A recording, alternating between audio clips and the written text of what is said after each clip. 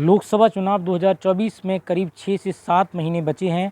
अगले साल होने वाले इस महासंग्राम में किसकी बनेगी सरकार, ये तो चुनाव के नतीजे ही तय करेंगे। इससे पहले विपक्षी महागठबंधन इंडिया बनने के बाद एक अहम सर्वे किया गया, जिसमें देश की राजधानी दिल्ली की लोकसभा सीटों को लेकर चौंकाने वाले आंकड़े सामने आए। इंडिया टीवी सीएनएक्स ने 2024 आम चुनाव के लिए सर्वे किया। इसके माध्यम से लोगों के रुझान जानने की कोशिश की गई। अगर आज लोकसभा चुनाव होते हैं तो किसको कितनी सीटें मिल सकती हैं, क्या आम आदमी पार्टी के विपक्ष के गठबंधन में शामिल होने से दिल्ली की सीटों में उलटफेर होगा।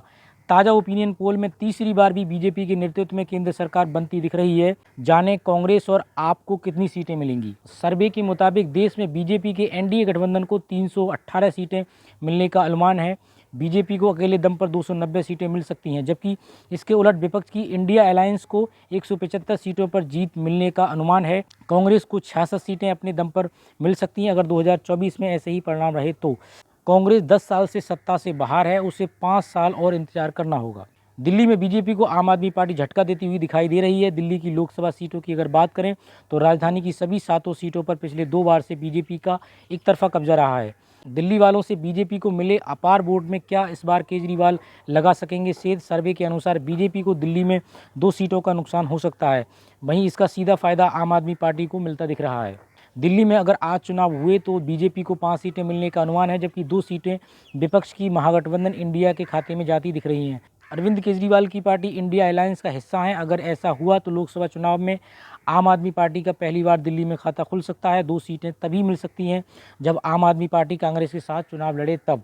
यदि आम आदमी पार्टी की सीटों की बात करें तो दिल्ली में 2 सीटों के साथ पार्टी को कुल 10 सीटें मिलने का अनुमान है। केजरीवाल की पार्टी को पंजाब में भी लोकसभा सीटों में बढ़ोतरी होने का भी अनुमान है।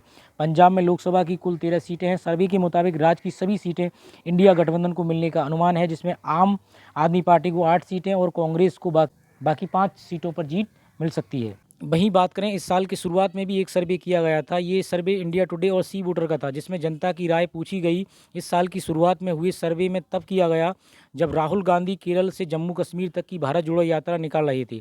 इसमें भी बीजेपी महागठबंधन को फिर से सत्ता में वापसी के संकेत मिले थे। एनडीए को उस समय 298 सीटें दी गई थी, जबकि यूपीए के पास 153 सीटें आईं। वहीं अन्य के खाते में 92 सीटें जाती हुई दिखाई दे रही थी। अगर वोट फीसदी की बात करें तब एनडीए को 43, यूपीए को 29 और अन्य को 28% वोट मिलते दिख रहे थे। तब लोगों से सवाल किया गया कि आपको एनडीए सरकार का काम कैसा लगा, तो 37% लोगों ने जवाब दिया बहुत अच्छा लगा। 11% ने अच्छा और 18% लोगों ने कहा था उन्हें कामकाज खराब लगा। अब इसमें देखना सबसे अहम ये होगा कि किस तरीके से जो यूपीए का नया नाम इंडिया रखा है, उसमें तमाम विपक्षी दलों ने पार्टिसिपेट किया। अब किस तरीके से ये एनडीए का सामना कर पाते हैं, बीजेपी एनडीए का सामना ये कर पाते हैं, तो ये सबसे ज़्यादा अहम सवाल है। और किस तरीके से ये आज की जो इनकी रणनीति है, ये चुनाव के समय तक पूरी तरीके से ले जा सकते हैं वहाँ तक। इस तरीके से जिस तरीके से इस समय पे जो पोजीशन है, जो विपक्षी दलों की तमाम जो उन्होंने इंडिया नाम रखा, इसको लेकर के अब ये आने वाला समय भी बताएगा। इसी तरीके की देश और दुनिया की खबरों के लिए आप हमारे चैनल के साथ जुड़े रहिए।